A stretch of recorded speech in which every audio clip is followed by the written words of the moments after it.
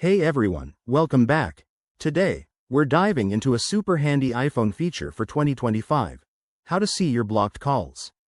Whether you're dealing with spam callers or just curious about who's trying to reach you, this quick guide will have you sorted in no time.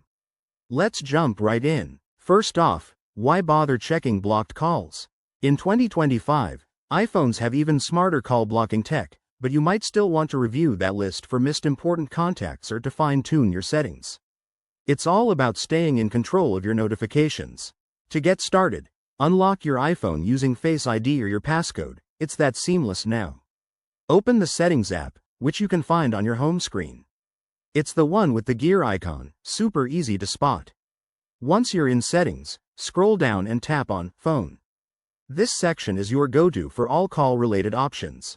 Now, look for Blocked Contacts or Call Blocking and Identification. Apple might have tweaked the name slightly in the latest iOS update, but it's usually right there. Tap on it, and you'll see a list of numbers you've blocked. You can swipe to view details, unblock if needed, or even add new ones directly from here. Pro tip: if you're using iOS 19 or later, you might see an option for Recent Blocked Activity, which shows logs of blocked calls from the past week. That's a game changer for keeping tabs without cluttering your main call history. If you run into any issues, like the option not showing up, make sure your iPhone is updated to the latest software. Head to Settings, General, Software Update to check.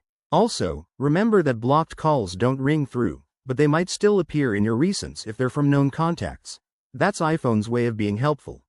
There you have it, you've now mastered viewing blocked calls on your iPhone in 2025. If this helped, give it a thumbs up and subscribe for more tech tips. Drop your questions in the comments below, and I'll see you in the next video. Stay connected.